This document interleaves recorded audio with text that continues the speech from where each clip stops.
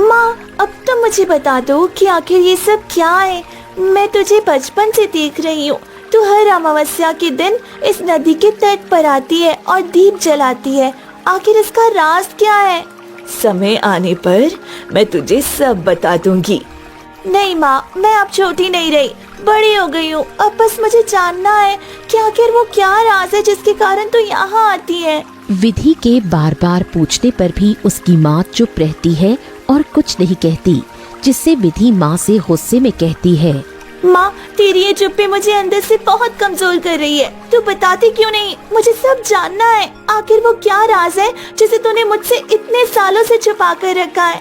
कुछ भी हो जाए, आज तो तुझे सब कुछ बताना ही पड़ेगा। विधि की माँ फिर भी कुछ नहीं कहती और अपने दिए जलाने लगती है। तभी पीछे से एक अनजान आदमी आता है और विधि का हाथ पकड़कर उसे खींचने लगता है। माँ, माँ! अरे कौन हो तुम? ये क्या कर रहे हो? छोड़ो मेरी बच्ची को, छोड़ो। कल्याणी अपनी बच्ची को छुड़ाने के लिए उस आदमी से छीना झपटी करती है, लेकिन वो आदमी कल्याणी की एक नहीं सुनता और विधि को अपनी तरफ खींचने लगता है। ये चल हट यहाँ से, हट। नहीं, मेरी बच्ची को मत ले जाओ, उसे छोड़ दो उसे। आदमी कल्याणी को पानी में धक्का दे देता है और विधि को लेकर वहाँ से चला जाता है। कल्याणी जैसे तैसे खुद को बचाती है और किनारे पर आ लगती है।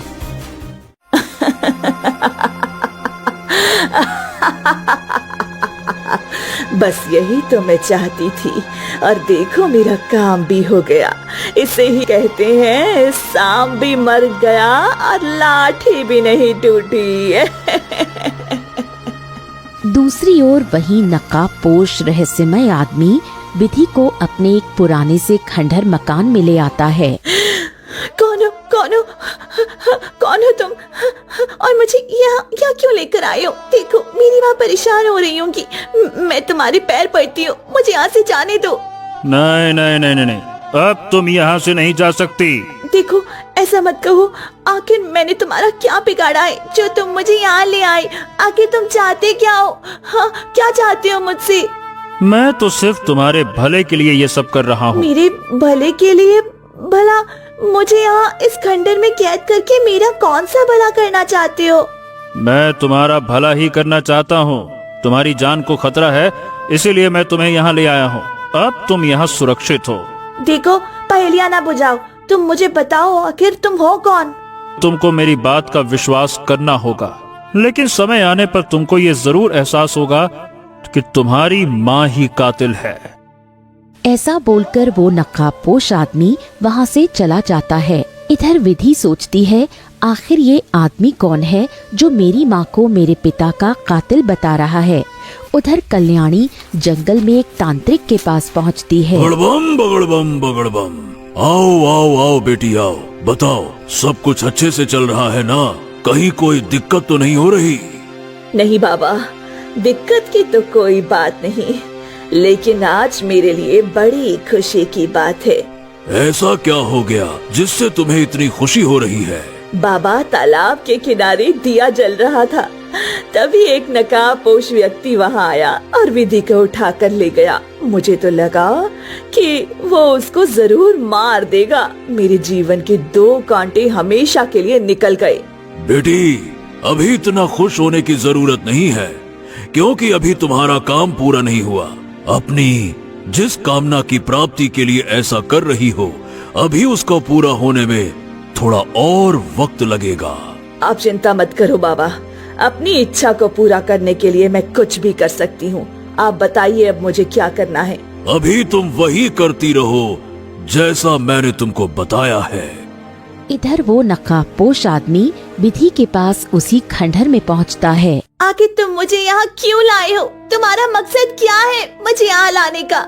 मेरी माँ परेशान हो रही होंगी, मुझे जाने दो। जिस माँ से तुम इतना प्यार जता रही हो ना, वो कोई तुम्हारी माँ नहीं है, वो सिर्फ तुम्हारी दुश्मन है, सिर्फ दुश्मन, समझी? ये तुम क्या कह रहे हो? मेरी माँ मेरी दुश्मन है? मुझे पता है, उस औरत ने तुम्हें अपने प्यार में इस कदर अंधा कर दिया है कि तुम्हें कुछ नजर ही नहीं आ रहा। मेरी बात मानो, वो तुम्हें मारना चाहती है। उसने तुम्हारे पिता को भी मार डाला। तुम्हारे पिता की भी हत्यारन वही है। इसीलिए मैं तुम्हें उसके चंगुल से बचाकर लाया हूँ, ताकि तुम्हें वो कोई नुकसान न पहुँचा सके। नहीं, तुम झूठ बोल रहे हो। और तुम मेरे पिताजी को कैसे जानते हो? मैं तुम्हारे पिता का दोस्त हूँ। नहीं, ऐसा नहीं हो सकता। मेरी माँ मेरे पिता को नहीं मार सकती। वो तो उनसे बहुत प्यार करती थी, और मुझसे भी। देखो, मुझे यहाँ से जाने दो। मुझे पता था कि तुम्हें मेरी बातों पर विश्वास नहीं होगा। ठीक है, तुम अपनी आंखों से ही देख लेना। आदमी विधि को अपने साथ लेकर कल्याणी के घर पहुंचता है। तभी वो देखती है कि कल्याणी जल्दी जल्दी में घर से बाहर जा रही है और जंगल की तरफ जा रही है। बस तुम्हें कुछ ही देर में सब कुछ मालूम हो जाएगा। बस हमें तुम्हारी माँ का पीछा करना होगा। नकाबपोश आदमी और विधि दोनों कल्याणी का पीछा करते हैं। कल्याणी घने जंगल की ओर बढ़ रही थी। विधि और नकाबपोश आदमी कल्याणी का पीछा कर रहे थे। तभी अचानक से कल्याणी गायब हो गई। अरे, माँ कहाँ चली गई? अभी तो यही थी। हमें कल्याणी को जल्द से जल्द ढूंढना होगा। मुझे तो कुछ समझ नहीं आ रहा। ये सब क्या हो रहा है? बस एक बार तुम्हारी माँ मिल जाए, उसके बाद तुम्हें सब कुछ पता चल जाएगा। तभी उस नकाबपोश आदमी की नजर पहाड़ी के ऊपर पड़ी, जहाँ एक दीपक जल रहा था। वो देखो, वहाँ उस पहाड़ी पर कोई है। चलो, हमें वहाँ चलना चाहिए। चलो। दोनों उस पहाड़ी के पास आ जाते हैं, जहाँ एक छोटी सी कुटिया में दीपक जल रहा था। दोनों जब उस कुटिया के पास जाते हैं तो देखकर दोनों के होश उड़ जाते हैं। कल्याणी एक तांत्रिक के पास बैठी हुई है और पास में ही एक लाश पड़ी हुई है। बाबा, आज मेरी आधे से ज्यादा परेशानी का निवारण हो गया। आज मेरे दिल को बहुत बड़ा आराम मिला है। ऐसा क्या हो गया तुम्हारे साथ? जो तुम्हें चाहिए वो तो अभी भी इस मुर्दे के रूप में है।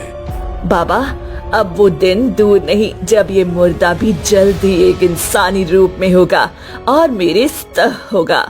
जल्द ही मेरा प्यार मुझे मिलने वाला है। जिस पनौती के कारण मैं अपनी जिंदगी से उसे निकालना चाहती थी, उसे मारना चाहती थी, उसने खुद ही अपने आप मेरी जिंदगी से अपने आप को बाहर कर लिया।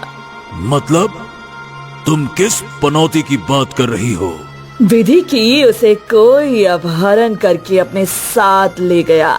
उसे तो मैं मारना चाहती थी, अपनी जिंदगी से हमेशा के लिए बाहर निकाल फेंकना चाहती थी, लेकिन मेरा काम तो और भी आसान हो गया। कल्याणी के मुंह से ऐसी बातें सुन विधि को एक गहरा सदमा लगा। उसके आंसू निकल पड़े। सुन लिया? अब तो तुम्हें मेरी बातों पर विश्वास हो गया ना? हैं? कि अभी भी कुछ और बाकी है? मेरी माँ मुझे मारना चाहती है, पर क्यों? वो ऐसा क्यों कर रही है? क्या उन्हें मुझसे प्यार नहीं? अरे, प्यार तो तब होता ना जब तुम उसकी सगी बेटी होती। वो तुम्हारी सौतेली माँ है, सगी माँ नहीं है वो। क्या? 100% सच कह रहा हूँ मैं। माँ ने मेरे पिताजी को क्यों मार डाला? और वो जो मुर्दे के रूप में पड़ा है, उसका राज क्या है? जो हो रहा है ये सब उसी मुर्दे के कारण हो रहा है। मैं तुम्हें यहाँ कुछ नहीं बता सकता। चलो मेरे साथ, वरना उन दोनों की हमारे ऊपर नजर पड़ गई तो वो हमें भी मार डालेगी। चलो। दोनों वहाँ से वापस आ जाते हैं। मुझे जानना है वो औरत ऐसा क्यों कर रही है। ठीक है, मैं तुम्हें बताता हूँ। तुम्हारा हर बात जानना बहुत जरूरी है। तुम्हारे पिता भी यही चाहते थे। तो बात आज से करीबन 18 साल पुरानी है। तुम्हारी माँ तुम्हें पैदा करते ही मर गई, जिससे तुम्हारे पिता आशीष को बहुत धक्का लगा।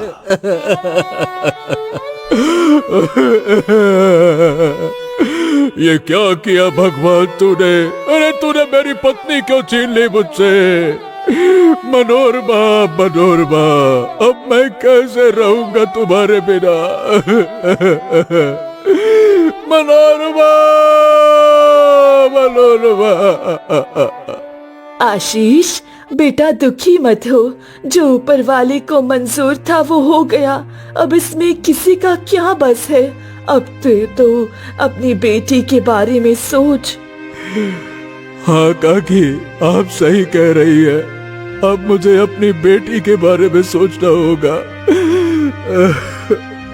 बेटा तू एक काम क्यों नहीं करता?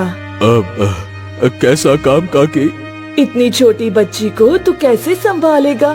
तू अपना काम करेगा या इस बच्ची को संभालेगा? मेरी बात मान तो दूसरी शादी कर ली।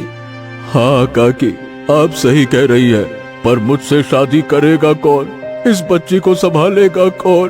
कैसे होगा ये सब?